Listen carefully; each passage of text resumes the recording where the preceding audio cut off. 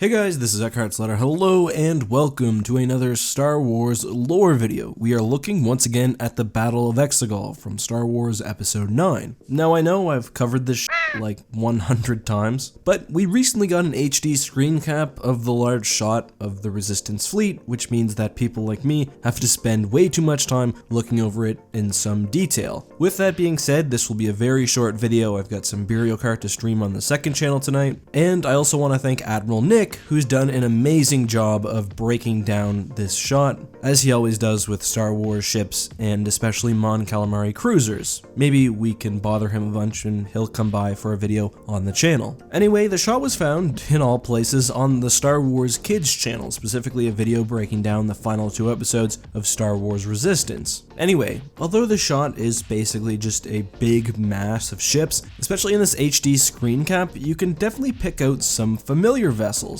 For example, on the top right, we can clearly see an MC-85, like the Radis from TLJ. We see lots of MC-75-esque ships. Some of them are slightly kit-bashed, i.e. they have different parts but retain the basic structure. CG models basically mixed together.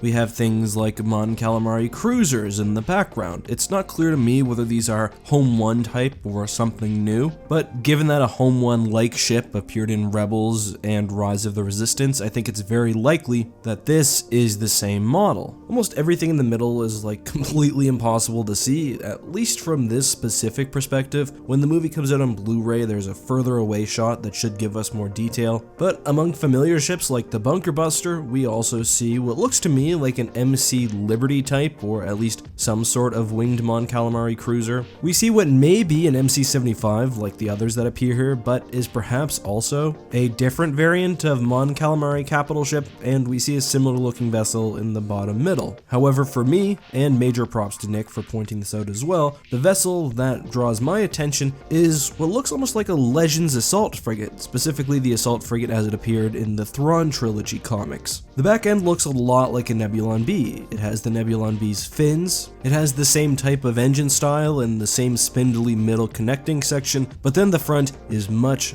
larger. It's honestly like somebody took a Nebulon B, a regular Nebulon B, and put the cover over it, which is interesting because my friend E.C. Henry actually made a version of what he thought the Imperial Nebulon B would look like, i.e. before the Rebels started to tamper with it. It looks nothing like this, but this almost looks like a different take on the same sort of situation. However, that can't really be the case because if you compare the ship to neighboring vessels, it seems to be much larger than the Nebulon B's 300 meters. This is similar in size to something like an assault frigate, which it itself was a modification of the Dreadnought class heavy cruiser. I think it's possible, especially when you consider its bulbous nature, that this could be, say, a Mon Calamari take on the ship, sized up into a cruiser role. There are a few more interesting ships though. This one down in the bottom right almost looks like some sort of weird Yuuzhan Vong transport ship. It has what looks like organic fins coming out of the side, so hopefully at some point we can get a better look at that. We also get a very strange looking Mon Calamari cruiser, at least that's what I think it is, with sort of angular ridges and whatnot. And we get another Mon Cal in the back, which look like it has something going on near the engines. Again, we're looking still basically at spots and blobs with this quality, but hopefully when we get the Blu-ray and some proper screens, we can better take a look at everything and do a deep analysis, because I think there are some cool ships hidden in here. However, I haven't been able to see the Colossus, and I don't think anyone else has found it, so I think early reports about that and the Colossuses from Star Wars Resistance appearing in the show may have been misguided. But that's all I have for today. Before I leave though, I will do a hashtag AskEck question. This one's from Marconius, who asks one that I think I've partially addressed before, specifically whether there were any major plot threads or mysteries and legends that were left unresolved. And yeah, there were quite a bit. We still don't know exactly what happened between Fate of the Jedi in that series and the end of Star Wars, which is the Legacy era comics. We don't know how the later run of Legacy was going to end. We don't know what happened with Jaina Solo and Jag Fel that led to the formation of the Fel Empire. We never found the Dagger of Mortis, which Luke was searching for in order to kill Abeloth should she return. We don't know exactly how Darth Krayt rose to power, what happened to the lost tribe of the Sith, or the remaining Sith from Kesh, we don't know what was going to happen with Vistara Kai and Ben Skywalker, so yeah, there was a lot left to be told, and I hope that someday, when canon is further established, that we can have both continuities working separately, but also both receiving content. Hopefully, that's something we see, and you guys should push for that, especially if you're Legends fans. I don't think being hurtful to canon fans really helps. Let's just each appreciate the things we like and try to support and argue for those things, not against others. But that's all I have to say for today. Again, Burial Cart tonight on the second channel. I'll put a link down below, and until next time, have a great one, and may the Force be with you.